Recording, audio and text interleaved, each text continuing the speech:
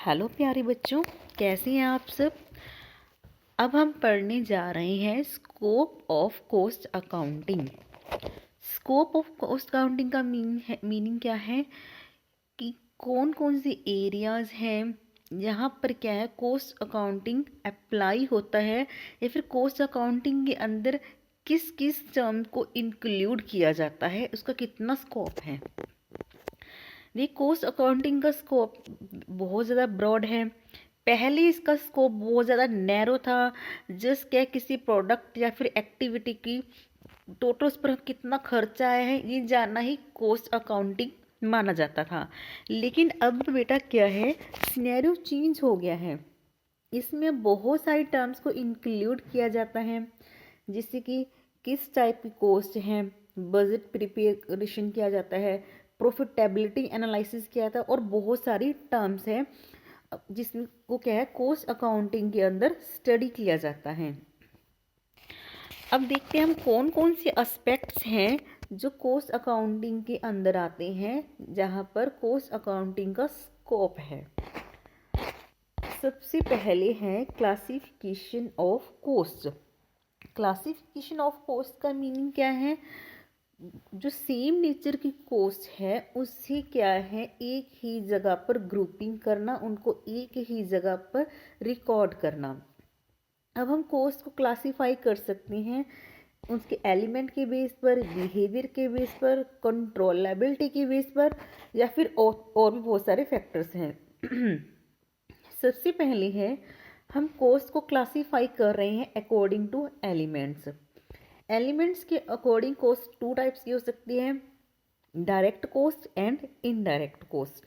Direct cost कौन सी होती है, जो क्या किसी भी प्रोडक्ट पर या फिर सर्विस पर, एक्टिविटी पर या फिर प्रोसेस पर डायरेक्टली चार्ज की जा सकती है। डायरेक्टली पता लगाया जा सकता है कि उस प्रोडक्ट को बनाने में कितना खर्चा आया है, कितना उस पर मटेरियल यूज़ किया गया है, कितनी उस पर लेबर खर्च की गई है, कितना उस पर और खर्चे आए हैं। तो वो हो गया डायरेक्ट कॉस्ट।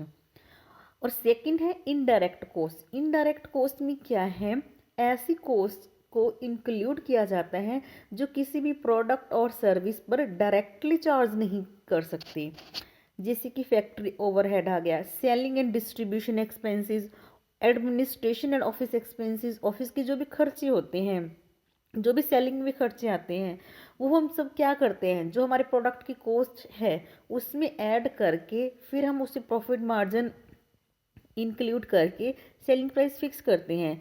लेकिन जो ये इनडायरेक्ट कॉस्ट है, हम डायरेक्टली किसी प्रोडक्ट पर चार्ज नहीं कर सकते कि एक प्रोडक्ट को बनाने पर ऐसा जो इनडायरेक्ट कॉस्ट है कितनी आई है। तो ये हो गया हमारा इनडायरेक्ट कॉस्ट और डायरेक्ट कॉस्ट। और दूसरा कि हम कॉस्ट को क्लासीफाई करें बिहेवियर के अकॉर्डिंग, वो है variable cost, fixed cost and mixed cost. Variable cost कौन सी होती है, जैसे जैसे प्रोडक्शन इंक्रीज होती जाएगी हमारी कॉस्ट भी इंक्रीज होती जाएगी। जैसे कि हमने प्रोडक्शन इंक्रीज करनी है तो हमें लेबर ज़्यादा चाहिए तो कॉस्ट ज़्यादा आएगी। फिक्स कॉस्ट कौन सी होती है, ऐसी कॉस्ट हम प्रोडक्शन चाहे जितना भी करें या प्रोडक्शन बिल्कुल भी ना करें, वो कॉस्ट हमें बियर करनी ही पड़ेगी। जैसे कि फैक्ट्री का रेंट हो गया, वो हमें देना ही पड़ेगा, हम प्रोडक्शन करें उस पर या फिर ना करें। नेक्स्ट है मिक्स्ड कॉस्ट। मिक्स्ड कॉस्ट ऐसी कॉस्ट होती हैं जो क्या है हाफ वेरिएबल होती हैं और उसका कुछ पोर्शन क्या होती है फिक्स्ड होती है। नेक्स्ट थर्ड है हम कॉस्ट को क्लासीफाई कर सकते हैं कंट्रोल एबिलिटी के अकॉर्डिंग। ऐसी कॉस्ट जिनको कंट्रोल किया जा सकता है, और दूसरे नॉन कंट्रोलेबल कॉस्ट जिनको हम कंट्रोल नहीं कर सकते, जैसे कि गवर्नमेंट की पॉलिसी में चेंज आ रहा है, मार्केट सिचुएशंस में चेंज आ रहा है, इन्फ्लेशन डिफ्लेशन हो रहा है, और इनके वजह से हमें बहुत सारी कॉस्ट को सफ़र करना पड़ता है, लेकिन ये हमारे कंट्रोल में नहीं है, आउट ऑफ कंट्रोल है। तो सबसे फर्स्ट स्कोप क्या है कॉस्ट अकाउंटिंग का, क्लासिफिकेशन ऑफ कॉस्ट। कॉस्ट को क्लासीफाई करना, कैटेगराइज करना, अलग अलग उनके नेचर फैक्टर्स के ऊपर वो डिपेंड करता है। एंड नेक्स्ट क्या है कॉस्ट रिकॉर्डिंग। हमने कॉस्ट क्लासीफाई किया, अब हम कर रहे हैं कॉस्ट को रिकॉर्ड कर रहे हैं।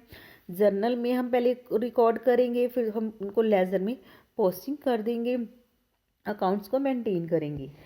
कॉस्ट एलोकेशन क्या है? बहुत ही इम्पोर्टेंट टर्म है। कॉस्ट एलोकेशन देखिए सिंपल भाषा में आपको समझाती हूँ। हमने अपना घर बनाया, हमें पता चला कि हमारा इतना खर्चा आया। हम जानना चाहते हैं कि हमारा इतना खर्चा आ गया, हमारा खर्चा एक्चुअल कहाँ कहाँ पर आया, हमने किसको कितने पैसे दिए, हमने एक्चुअल में हमारी जो मनी है कहाँ पे खर्च की, कितना तो लेबर ले गई, कितना हमारा जो कॉन्ट्रैक्टर था वो ले गया, और कितना हमने जो मटेरियल यूज़ किया उसको दिया है।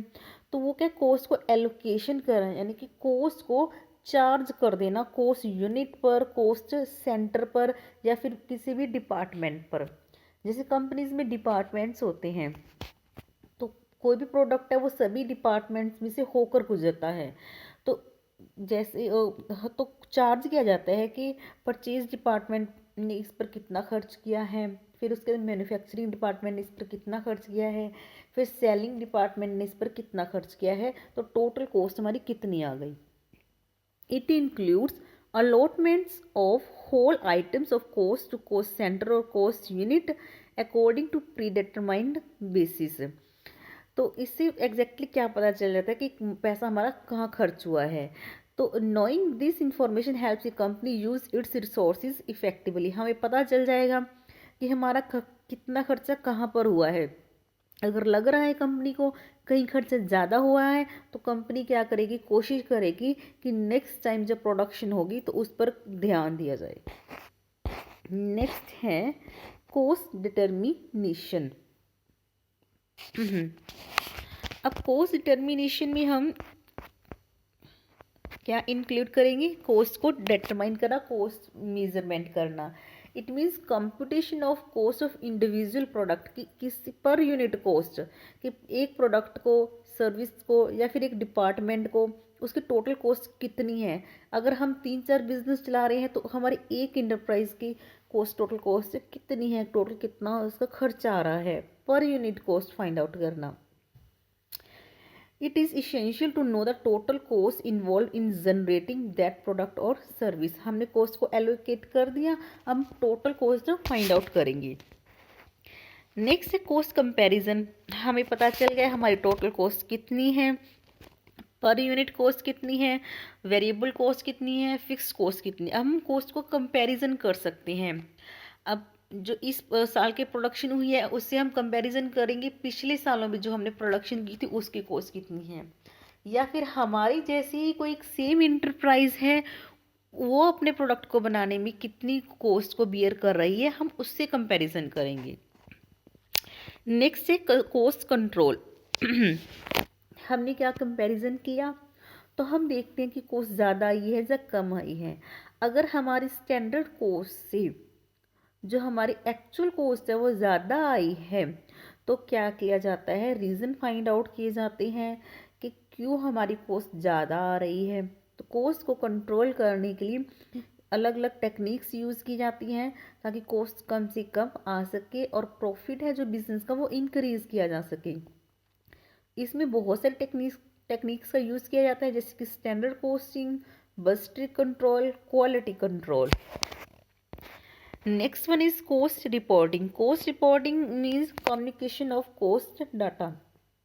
cost की एक रिपोर्ट तैयार करना और मैनेजमेंट को, डायरेक्टर्स को, जो भी अथॉरिटीज़ हैं उनको देना, उनको बताना, उनको उनके साथ कम्युनिकेट करना कि तो एक्चुअल कॉस्ट कितनी है, क्या रिजल्ट निकल के आया है, पॉजिटिव रिजल्ट है या नेगेटिव रिजल्ट है।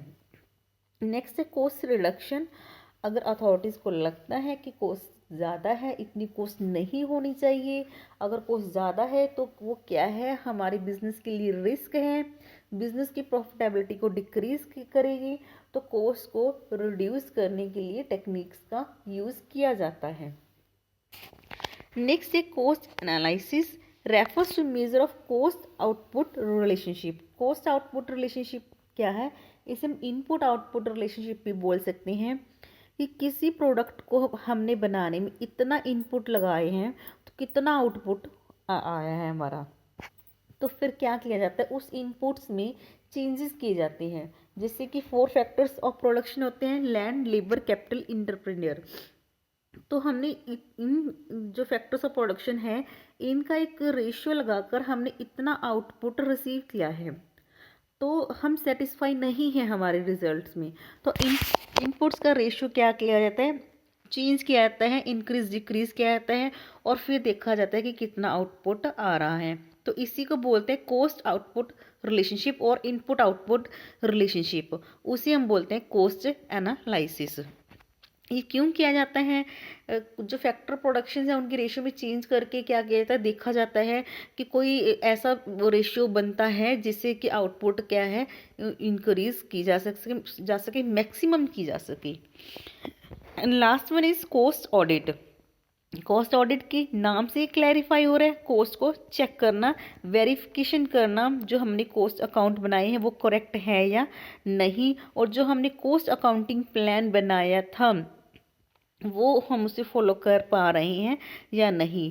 ये क्या चेक करते हैं कि जो हमने कॉस्ट अकाउंटिंग सिस्टम को फॉलो किया था वो एप्रोप्रिएट है या नहीं, उसका इफेक्टिवली इम्प्लीमेंटेशन हुआ है या नहीं। अगर ऐसा नहीं है तो हमारा जो टोटल सिस्टम था उसमें चेंजेस किए जाते हैं।